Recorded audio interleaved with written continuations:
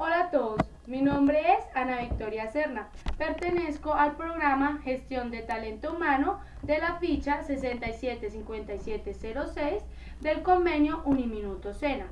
Hoy les vengo a hablar sobre temas muy importantes para una empresa, que es clima y cultura organizacional, selección y reclutamiento de personal, prohibiciones del empleador y prohibiciones del trabajador.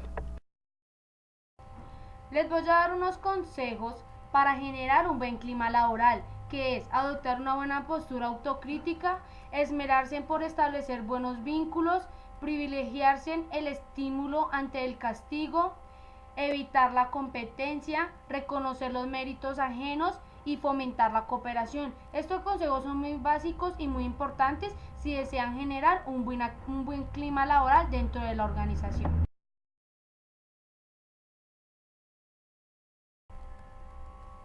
También les hablaré sobre las dimensiones del clima organizacional y son claridad estratégica, orientación al servicio, orientación a resultados, estilo de liderazgo, trabajo en equipo, comunicación, pertinencia y compromiso, crecimiento y desarrollo, condiciones de trabajo, remuneración e incentivos y claridad estratégica. El segundo tema es la cultura organizacional. Se ha definido como una suma determinada de valores y normas que son compartidos por personas y grupos de una organización y que controlan la manera que interaccionan unos con otros y ellos con el entorno de la organización. La importancia de la cultura organizacional se divide en dos aspectos muy diferenciados, que el primero es aspecto formal, que es el fácilmente perceptible como las políticas, métodos, objetivos, estructura de la organización, etc. El segundo aspecto es el informal, como son las percepciones, sentimientos, valores, entre otros. La cultura organizacional tiene varios componentes. Están los artefactos, como son las cosas que uno puede ver, escuchar y sentir en un grupo organizacional. Son los productos y servicios hasta la conducta misma de los miembros. Están los valores adoptados, que son importantes porque definen las razones por las cuales lo que hacen y los supuestos básicos, que es el nivel más oculto de la organización. Comprende las creencias, percepciones, sentimientos y es la manera correcta de hacer las cosas. Los elementos y los componentes que tiene la cultura organizacional son la misión, visión, objetivos, políticas, valores, normas y sanciones. La visión. La necesidad de satisfacer los clientes a alcanzar productos y servicios en oferta. Las características que deben tener en una misión son una amplia y concreta y posible. Los elementos con la misión es conocer el negocio al que se dedica la empresa en la actualidad, así que el negocio de actividades pueden encaminar su futuro. Por lo tanto, también deben ir de la mano con la visión y los valores. La visión se refiere a lo que la empresa quiere crear, la imagen futura de la organización. La visión se realiza formulando una imagen ideal y poniéndola por escrito, a fin de crear el sueño, compartido por todos los que tomen por parte de la iniciativa, de lo que debe ser el futuro de la empresa. Los objetivos es evitar la duplicación y dispersión de funciones, determinar el ámbito y competencia y autoridad de las áreas y unidades organizacionales, proporcionar a las entidades una estructura que optimice la comunicación, la coordinación y el logro de los objetivos, simplificar y dinamizar su funcionamiento para lograr un mayor nivel de productividad, eficiencia. La política debe trazar los caminos que permitirán alcanzar los objetivos planteados en la conquista de la próxima década, aquella que los soporte en el quinquenio y los respectivos objetivos cuatrienales, trienales y bianuales. Esta tarea de la gerencia es de notable importancia y de significativa importancia y de significativa dificultad. Las sanciones.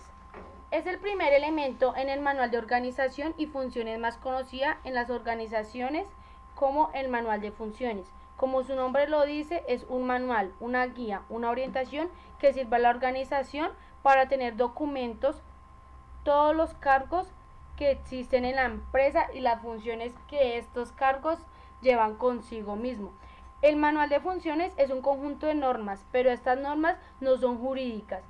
Las normas jurídicas te sancionan si no cumples. El cambio, las normas debes seguir con el manual de funciones y son simplemente una orientación, y debido a la naturaleza de las relaciones públicas, sus objetivos y su manera de actuar, no es correcto sancionar a los públicos. En este caso interno, no se puede llegar al entendimiento mutuo en una organización cuando los trabajadores temen ser sancionados y si no cumplen con el manual de funciones.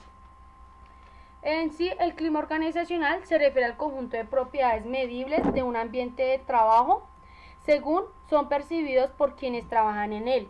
Para las empresas resulta importante medir y conocer el clima organizacional, ya que este puede impactar significativamente los resultados.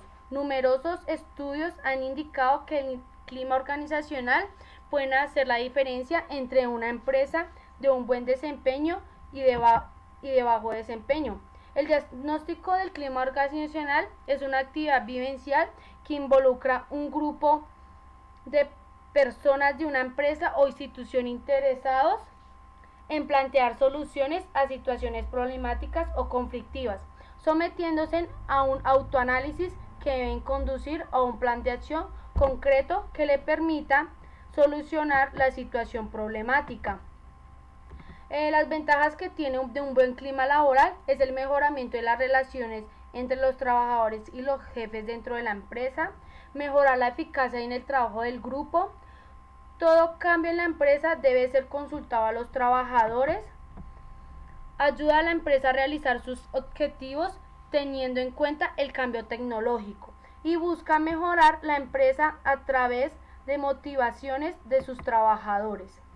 Pues este tema es muy importante y ayuda a que la empresa siga creciendo a nivel de seguridad y a nivel de inteligencia de los trabajadores.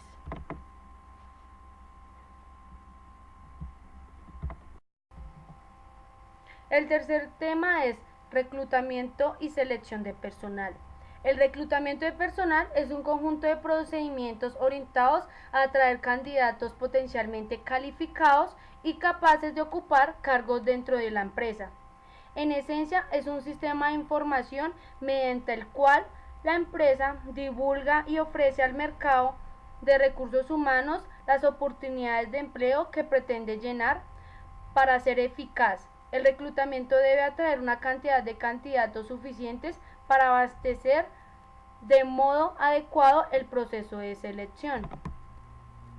El proceso de reclutamiento inicia cuando existe una vacante. La vacante es un puesto sin titular. Este surge en cualquier lugar de la empresa por las siguientes causas: ascenso de puesto, despido, jubilación o por muerte del trabajador. La etapa del reclutamiento es muy necesaria para cubrir esa vacante. Reclutar personal capaz de cubrir el perfil del puesto. Las fuentes de reclutamiento pueden ser internos o externos. El reclutamiento interno, esto quiere decir que los candidatos se encuentran laborando en la misma empresa y para estos recursos humanos debe contar con una cartera de candidatos quienes de acuerdo a sus aptitudes puedan cubrir distintos puestos. El reclutamiento externo son personas ajenas a la empresa. Estas pueden venir de otras empresas, de escuelas o de bolsa de trabajo.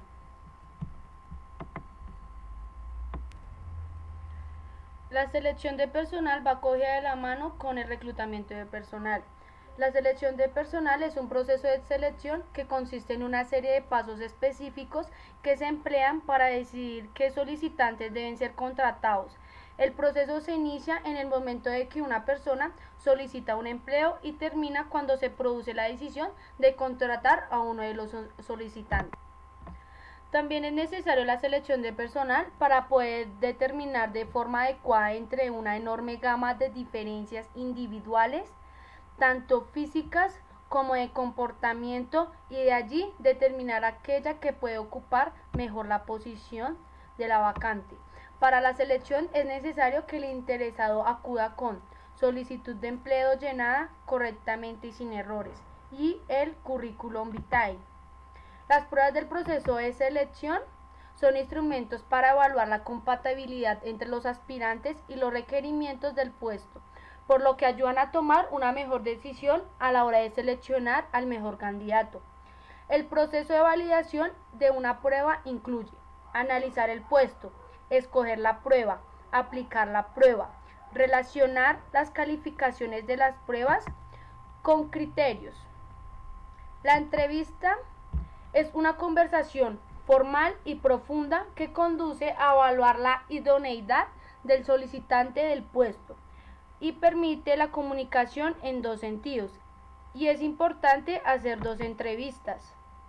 La verificación de datos y referencias en el proceso de la selección. El objetivo es constatar la veracidad de la información suministrada. Existe la desconfianza de las referencias personales, ya que por lo general son suministradas por los amigos o familiares del solicitante. Es necesario tener cuidado con los anteriores superiores del candidato, en especial cuando se describen aspectos negativos del mismo. El examen médico en el proceso de selección. La empresa requiere verificar la salud del candidato a un puesto por muchas razones, como pudiera ser que tuviera alguna enfermedad contagiosa o algún padecimiento que con el tiempo pueda ocasionar algún tipo de lesión. El individuo contratado es la última fase del proceso de selección y se le debe comunicar al candidato electo la fecha y hora de inicio de sus labores, e igual es necesario avisarles a los otros candidatos que no fueron seleccionados. Es importante recordar que un buen empleado constituye la mejor prueba de que el proceso de selección se llevó a cabo de manera adecuada. En conclusión, es muy importante tener el área de recursos humanos, ya que es el encargado de reclutar y seleccionar el personal adecuado para cada área que necesitemos. El cuarto tema son las prohibiciones de los trabajadores y de los empleadores. De acuerdo con el Código Sustantivo del Trabajo, en el artículo de 59 al 60, los empleadores, primero, deducir y retener o compensar suma alguna del monto de los salarios y prestaciones en dinero que corresponda a los trabajadores sin autorización previa escrita de estos para cada caso o sin mandamiento judicial. El segundo, obligar en cualquier forma a los trabajadores a comprar mercancías o víveres en almacenes o proveedurías que establezca el empleador. Tercero, exigir o aceptar dinero como gratificación para que él se le admita en el trabajo o por otro motivo cualquiera que se refiera a las condiciones de este. Cuarto, limitar o presionar en cualquier forma a los trabajadores en el ejercicio de su derecho de asociación. Quinto, imponer a los trabajadores obligaciones de carácter religioso o político o dificultarles o impedirles el ejercicio del derecho del sufragio. Sexto, hacer, autorizar o tolerar propaganda política en los sitios de trabajo. Séptimo, hacer o permitir todo género de rifas, colectas o suscripciones en los mismos sitios. Octavo, emplear en las certificaciones de que trata el ordinal 7 del artículo 57 signos convencionales que tienden a perjudicar a los interesados o adoptar el sistema de lista negra, cualquiera que sea la modalidad que utilice para que no se ocupe entre otras empresas a los trabajadores que separen o sean separados del servicio. El noveno, ejecutar o autorizar cualquier acto que vulnere o restrinja los derechos de los trabajadores o que ofenda su dignidad. Esto es lo que no debe hacer el empleador a sus trabajadores. El artículo 60 habla de las prohibiciones del trabajador, que son, primero, sustraer de la fábrica, taller o establecimiento útiles de trabajo y las materias primas o productos elaborados sin permiso del empleador. Segundo, presentarse en el trabajo en estado de embriaguez o bajo de la influencia de narcóticos o drogas enervantes. Tercero, conservar armas de cualquier clase en el sitio de trabajo o a excepción de las que con autorización legal puedan llevar a los celadores. Cuarto, falta del trabajo sin justa causa de impedimento o sin permiso del empleador, excepto en los casos de huelga o en los cuales deben abandonar el lugar de trabajo. Quinto, disminuir intencionalmente el ritmo de ejecución del trabajo, suspender labores, promover suspensiones interpositivas del trabajo o excitar a su declaración o mantenimiento, sea que participe o no de ellas. Sexto, hacer colectas, rifas y suscripciones o a cualquier clase de propaganda en los lugares de trabajo. Séptimo, coartar la libertad para trabajar o no trabajar o para afiliarse o no a un sindicato o permanecer en él o retirarse. Y octavo, usar los útiles o herramientas suministradas por el empleador en objetos distintos del trabajo contratado. Espero que les haya gustado estos temas que son de mucha importancia y les haya ayudado a resolver todas sus inquietudes. Nos vemos hasta la próxima.